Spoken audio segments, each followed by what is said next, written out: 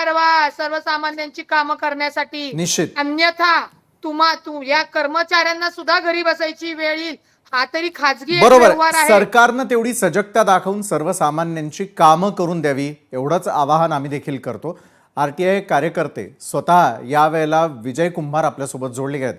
विजय कुंभारजी, हे संपूर्ण प्रकरण महाराष्ट्रानं पाहिलं, प्रत्येक पक्षाची बाजू जाणून घेण्याचा प्रयत्न केला, व्यवहार कसे झाले हे समजून घेण्याचा प्रयत्न केला. मात्र आपण 5 प्रश्न उपस्थित केलेले, या 5 प्रश्नांच्या उत्तरातून या संपूर्ण प्रकरणामध्ये काय निष्पन्न होणार आहे? 230 कोटी रुपयांचा जर व्यवहार झालेला असेल तर तो परत दिला जाऊन जमीन आणि बिल्डर जर माघार घेण्यासाठी तयार असेल तर दुसरीकडे ट्रस्टींची या संदर्भातली भूमिका काय असेल आणि फाईली इतक्या लवकर कशा काय पटापट कामं होत हा सगळा व्यवहार पूर्ण करण्याच्या दिशेनं सुरू होत्या.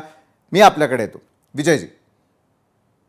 पहिली गोष्ट म्हणजे या प्रकरणामध्ये जो काही स्पीड आहे या सगळ्या गोष्टी हलवण्याचा, तो मी आज तागायत गेला माझ्या 35 वर्षाच्या कारकिर्दीत बघितलेला नाही. बरं.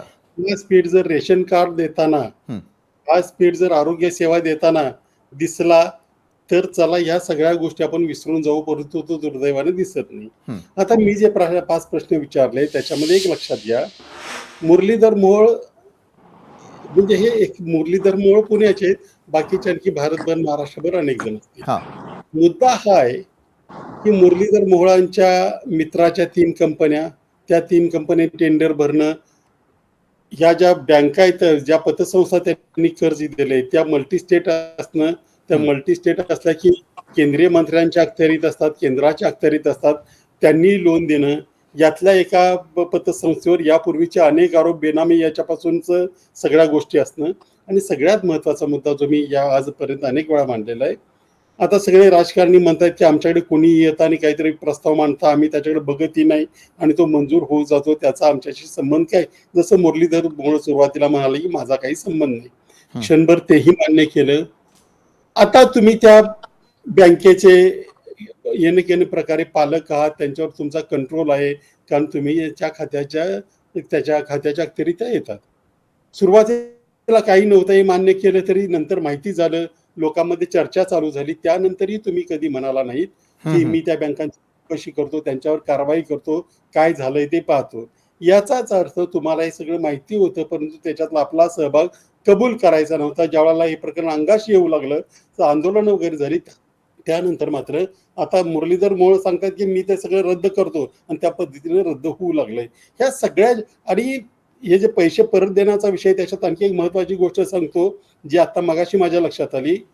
या कुठल्याही व्यवहारामध्ये पैसे कधी परत द्यायचे असतात, कसे द्यायचे असतात, किती पैसे असतात याचा स्पष्ट उल्लेख असतो. याच्या अग्रीमेंट टू सेल झालंय, त्याच्यातले कन्सिडरेशन म्हणजे पैसे दिलेले, ज्या पद्धतीने दिले ते दिले, आणि नंतर झालेलं सेल डीड, याच्यातल्या जे क्लॉजेस आहेत याच्यामध्ये प्रचंड फरक आहे. त्याच्यामुळे याची कुठलीही गोष्ट ही कायद्याला धरून नाहीये.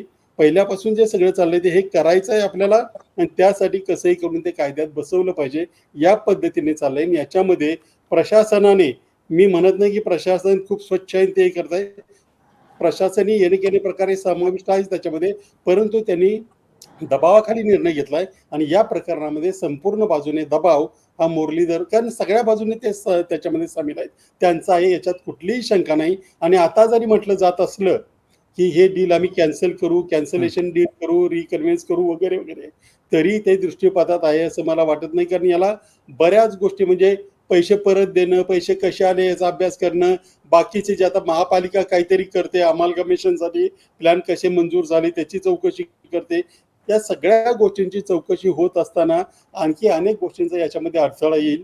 त्याच्यातून आता कसा मार्ग काढला जातो हे पाहणंही महत्वाचं असेल. परंतु पुन्हा एकदा याच्यामध्ये कुठल्याही प्रकारचा राजकीय हस्तक्षेप दिसता कामा नये, एवढी काळजी सर्व यंत्रणांनी घेतली पाहिजे, एवढं मात्र नक्की. निश्चितच आहे. 4ही मान्यवरांसाठी केवळ सगळ्यांना मिळून 1च मिनिट आपल्याकडे शिल्लक आहे आणि अगदी थोडक्यात जैन मुनींनी सांगितलंय 29 तारखेला